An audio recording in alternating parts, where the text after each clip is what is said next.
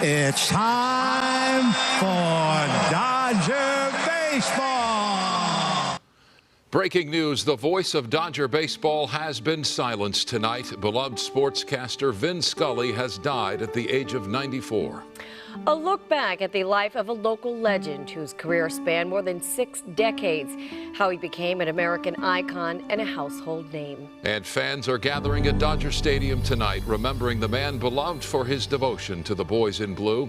Team coverage on the passing of the greatest to ever do it, now on the news at 10.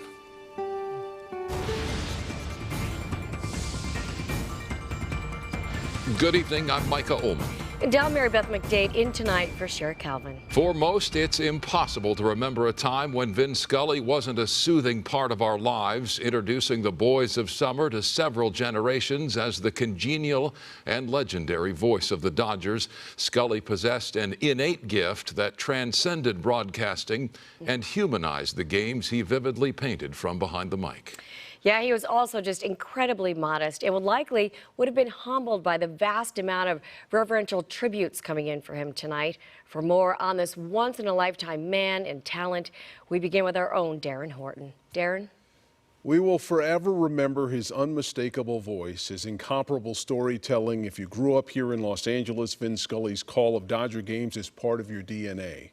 If you met him in person, you were in disbelief of his humility. He was a treasure, a gift to this city and to baseball fans throughout the world, and he will forever be remembered as quite simply the greatest broadcaster in the history of the medium. Hi, everybody, and a very pleasant good afternoon to you, wherever you may be. Not many have commanded language or put simple phrases to such magical use. Vin Scully's gift for communication appealed to all generations, and even those who didn't like sports listened and revered him. Vinny, as he was known, never took himself too seriously or spoke over our heads. He was the favorite uncle, baseball's version of the venerable Fred Rogers, inviting us on journeys made possible by a prodigious life and indelible memories. High fly ball into right field. She is gone! In a year that has been so improbable, the impossible has happened. From his perch inside the press box, Scully was one of the most crucial reasons a special bond bloomed over several decades, one that made this city and its Dodgers inseparable. It's time for Dodger Baseball. For years, the sight of small radios and earbuds were commonplace at Chavez Ravine, with the old joke being fans wouldn't always trust what they saw until Vinny told them it was so. Sandy into his windup. Here's the pitch. Swung on and missed a perfect game. Vin Scully grew up in New York as, believe it or not, a hardcore Giants fan. He began calling games as a student at Fordham University and soon caught the ear of the Dodgers' legendary Red Barber, who brought the 23-year-old into the Brooklyn booth. It was 1950, when radio still ruled, and broadcasters preferred projection over personality. Soon, television would take over as the dominant transmission tool, and Scully, for the rest of his career, would move seamlessly between the two mediums. 0-2. Got it. He's done it.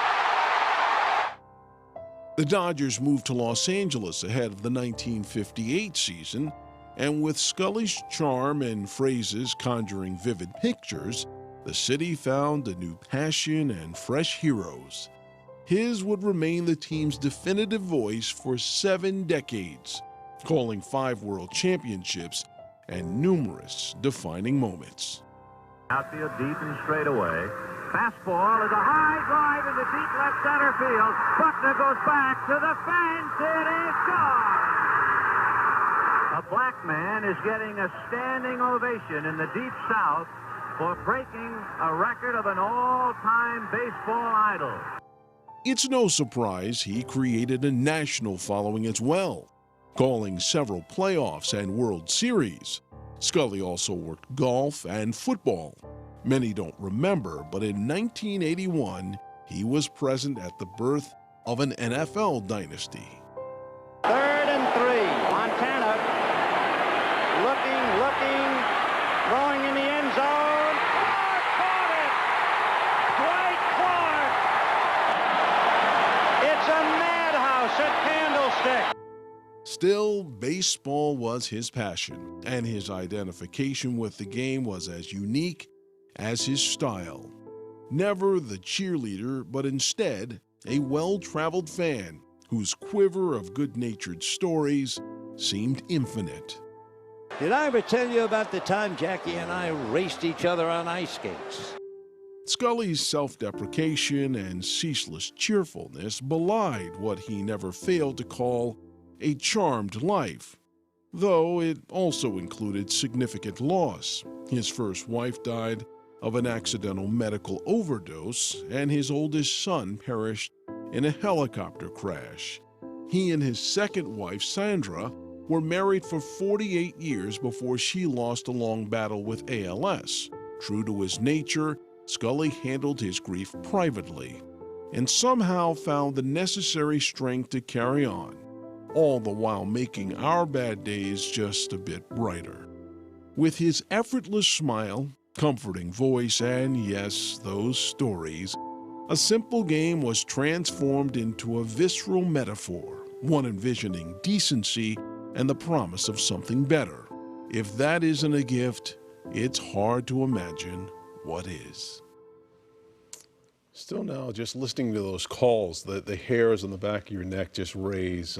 We will have plenty more on the legacy of the great Vin Scully ahead on the Ford Sports Final. Let's go back to you. Darren, thank you. Immediately after news of Vin Scully's passing, the broadcast booth at Dodger Stadium shined bright in a sea of darkness nestled inside Chavez Ravine. It was Vin Scully's home for decades, where his voice reverberated across Los Angeles, the sound of summer, into the homes and cars and handheld radios of Dodger fans everywhere, where we came to know a man who was so much more than just baseball. Vin Scully said he wanted to be remembered not as a broadcaster, but as a good, honest man, a great husband, a great father, and a great grandfather. By all accounts, he was all of that. And he was so much more to Southern California and beyond. The news of Vin Scully's passing has devastated Dodger fans and everyone who loves the game of baseball. Yeah, so many of them flocked to Dodger Stadium, and that's where we find our John Fenolio. He was there remembering the legendary sportscaster. It's time for Dodger Baseball. He was the voice of generations of Dodgers fans. The team announced Vin Scully's passing on social media tonight, and shortly thereafter to fans at Oracle Park, where the Dodgers are playing the San Francisco Giants. Well, it's with heavy hearts that we pass along some really tough news. At the age of 94, Vin Scully has passed away.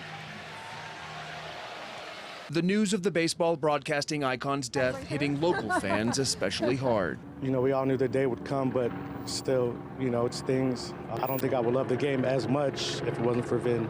The team calling the masterful storyteller tonight, quote, the heartbeat of the Dodgers. I was in 8th grade when they won the '88 World Series, so it's really sad to see our icons go. Do you have a favorite Vin Scully moment? Definitely when he announced Fernando Valenzuela's no-hitter, when he was like, oh, if you have your sombrero, throw it in the air. You know, it's a very important moment, you know, especially for Fernando Valenzuela being a Mexican. He's the one who really brought the Mexican culture into the Dodger Stadium, Dodger fans. Scully spent 67 seasons with the team, beginning back when they were known as the Brooklyn Dodgers. He retired after the 2016 season, a voice that was missed on game day, but never forgotten. Can't mention the Dodgers without Vin. So yeah, it's a tough day for the city, but you know, we also got to celebrate his life because, you know, he gave a lot to all of us.